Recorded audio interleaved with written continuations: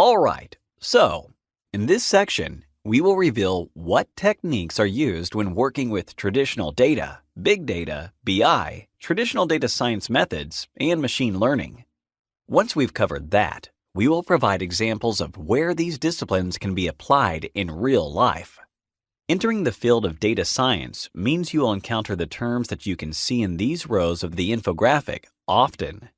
It is essential that you are able to relate each of them to the appropriate column. But worry not, as this section aims to support our infographic with definitions, visuals, and real-life examples to help you do this. Alright, let's get to it. In this video, we will focus on the first block of this row on the infographic. Approaches and techniques specific to working with traditional data. Data is a very broad term that can refer to raw facts, processed data, or information. To make sure we're on the same page and to better understand the different techniques that are applied to a dataset, we will separate those phrases. Take a look at the following graph. People gather raw data that must be processed to obtain meaningful information. Great! Raw data, also called raw facts or primary data, is data which cannot be analyzed straight away. It is untouched data you have accumulated and stored on the server. The gathering of raw data is referred to as data collection. This is the first step. Data can be collected in several ways. One example would be the use of surveys, asking people to rate how much they like or dislike a product or experience on a scale of 1 to 10.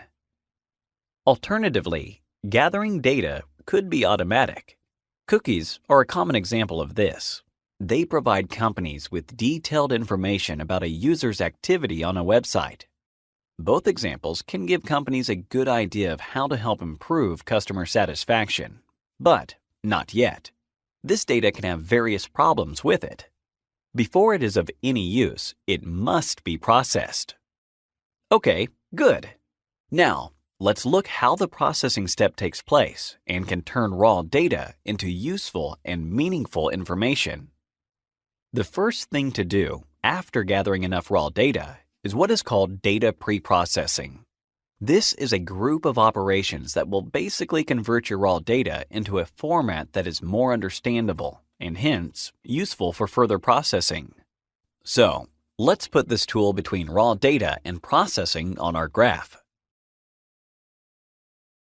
Great! So, what does data pre-processing aim to do exactly? It attempts to fix the problems that can inevitably occur with data gathering. A problem, for example, within some customer data that has been gathered, you may have a person registered as 932 years old, or see United Kingdom as the name of a person. Obviously, those data entries are incorrect. Before proceeding with any type of analysis, such data must be marked as invalid or corrected. That's what data pre-processing is all about. Perfect. So, let's delve into the specific techniques that are applied while pre-processing raw data. One technique is class labeling. This involves labeling the data point to the correct data type, or arranging data by category. One such category is numerical. For example, if you are storing the number of goods sold daily, then you are keeping track of numerical values. These are numbers which can be manipulated, such as the average number of goods sold per day or month. The other label is categorical. Here, you are dealing with information that cannot have mathematical manipulations. For example, a person's profession or place of birth, as this just provides information about them. Great! Another technique you need to be familiar with is data cleansing, also known as data cleaning or data scrubbing. The goal of data cleansing is to deal with inconsistent data. This can come in various forms. Say you are provided with a data set containing the U.S. states and a quarter of the names are misspelled. In this situation, certain techniques must be performed to correct these mistakes. Missing values are another thing you will have to deal with. Not all customers will give you the data you are asking for. What often happens is that a customer will give you his name and occupation, but not his age, for example. Now, what should you do in that case? Should the customer's entire record be disregarded?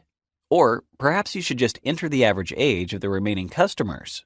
Data cleansing and dealing with missing values are problems that must be solved before you can process the data further. Great stuff! Now, let's move on to a couple of approaches that are specific to working with traditional data. The first one being balancing. Imagine you have compiled a survey to gather data on the shopping habits of men and women. You want to ascertain who spends more money during the weekend, for example. However, when you have your data, you notice that 80% of respondents were female and only 20% male. The trends you may notice are not going to be towards men as much as they are to women. To counteract this problem, applying balancing techniques would be the best thing to do, such as taking an equal number of respondents from each group, so the ratio is 50-50. Another common approach is data shuffling. Shuffling the observations from your dataset is just like shuffling a deck of cards. It will ensure that your dataset is free from unwanted patterns caused by problematic data collection. Data shuffling is a technique which improves predictive performance and helps avoid misleading results. But how does it avoid delusive results? Well, it is a detailed process, but in a nutshell, shuffling is a way to randomize data. If I take the first 100 observations from the dataset, that's not a random sample. Observations that were entered first would be the first to be extracted. If I shuffle the data, I am sure that when I take 100 consecutive entries, they'll be random and most likely representative. All right. Finally, we would like to show you two visualizations frequently associated with databases containing traditional data, or in a more technical language, relational database management systems. The first one represents an entity relationship diagram, or an ER diagram. It is a complex, theoretical way of illustrating a database architecture. Specialists love it for the straightforward way in which the different shapes convey how the tables in a database are related. The second model is important to be understood well, not only by database creators, but also by its users. It is called relational schema.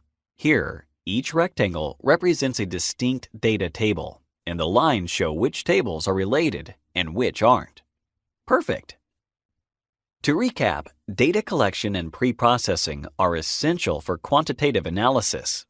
While there are many more techniques that can be applied to traditional data, we wanted to show you the most frequently used techniques out there. Thank you for watching.